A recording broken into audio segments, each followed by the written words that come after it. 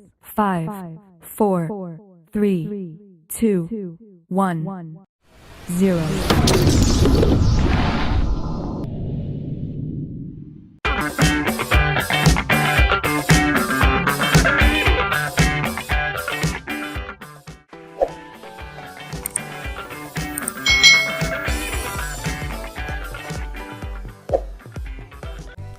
Hai hai hai, selamat datang di channel YouTube Kak Citra. Apa kabar adik-adik semuanya? Kak Citra berharap kalian dalam keadaan yang baik, sehat, dan siap untuk belajar ya. Hari ini kita akan belajar bersama-sama untuk mata pelajaran tematik kelas 1. Kita belajar di tema 7, benda, hewan, dan tanaman di sekitarku. Subtema 4, bentuk, warna, ukuran, dan permukaan benda. Pembelajaran yang pertama. Mari adik-adik yang hebat, kita belajar dengan penuh semangat ya. Adik-adik perhatikan gambar berikut ini. Manusia tidak hidup sendirian. Manusia hidup bersama alam. Ada berbagai benda di alam. Bentuk dan warna benda itu berbeda-beda. Ukuran dan permukaannya pun juga berbeda adik-adik. Setiap benda mempunyai ciri tertentu. Nah, gunakan benda sesuai dengan fungsinya. Peliharalah benda dengan baik. Apa saja ya benda di sekitar kita yang kamu ketahui adik-adik? Nah, kalau di gambar ini benda-bendanya ada boneka, ada bola, ada tas, mobil-mobilan, lalu ada robot ya, ada almari. Ini juga termasuk dalam benda adik-adik, dan mereka mempunyai kegunaan atau fungsinya masing-masing. Udin dan Siti sedang bermain bersama adik-adik. Udin bermain mobil-mobilan. Mobil-mobilan Udin ini berwarna merah. Siti senang bermain boneka. Boneka Siti ini berukuran besar dan halus. Mereka senang bermain bersama. Ada banyak benda di sekitar kita. Benda itu berbeda bentuk, warna, dan ukurannya.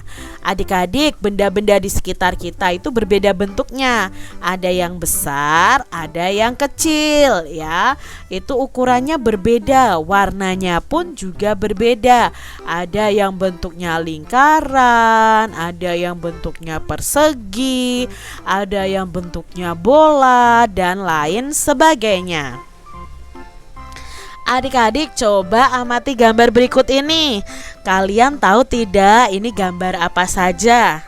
Ya, di sini ada gambar tas, buku, bola, tempat pensil, jam, penggaris, piring, kue, lalu ada caping nih adik-adik, topinya Pak Petani.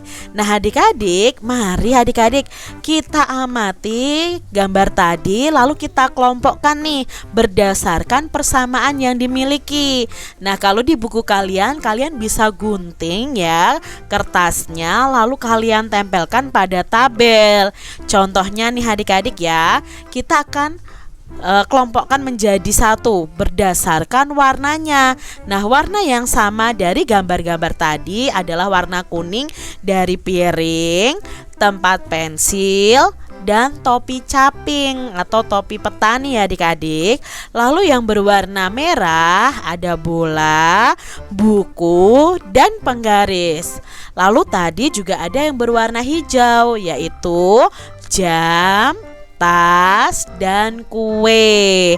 Nah ini kita kelompokkan benda-benda tadi berdasarkan warnanya.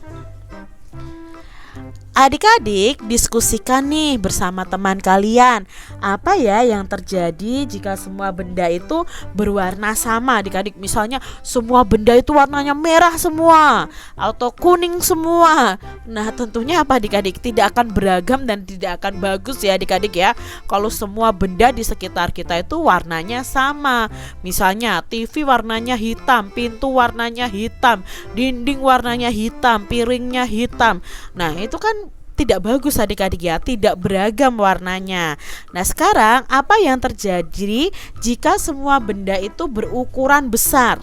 Nah kalau semua benda berukuran besar ya pastinya tidak akan bisa kita pakai adik-adik. Misalnya kalau pensil ukurannya besar, apakah bisa kita pakai?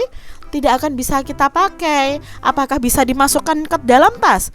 Tidak bisa adik-adik. Jadi ukuran benda itu bermacam-macam sesuai dengan kegunaannya supaya tidak menyusahkan manusia. Nah adik-adik, kalian bisa menceritakan nih mengapa benda-benda tadi berukuran berbeda, lalu mengapa benda-benda itu seharusnya tidak berwarna yang sama atau semua benda warnanya sama. Bisa kalian ceritakan di depan kelas, di depan teman-teman dan guru kalian. Nah adik-adik, perhatikan kamar Lani berikut ini. Kamar Lani itu bersih dan rapi loh. Di kamar Lani ada tempat tidur dan meja belajar. Alat-alat tulis dan mainan juga tersusun rapi.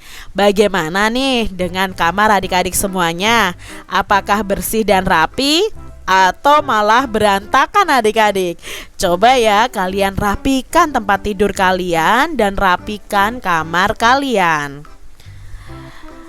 Adik-adik, semua benda harus disimpan pada tempatnya ya.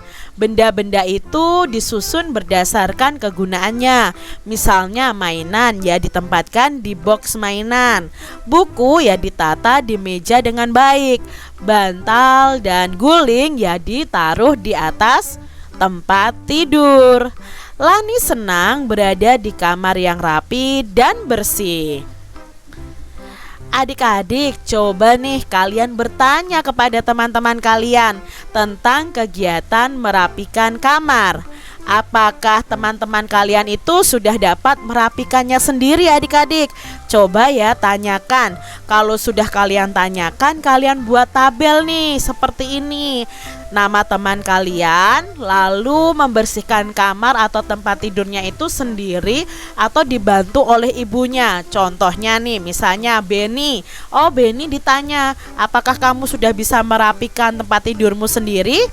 Ternyata dia sudah bisa, berarti kita centang di tabel yang sendiri. Kalau dia misalnya masih dibantu, misalnya seperti Udin ya, centang di bagian yang masih dibantu oleh ibu. Ini sebagai contohnya ya adik-adik ya.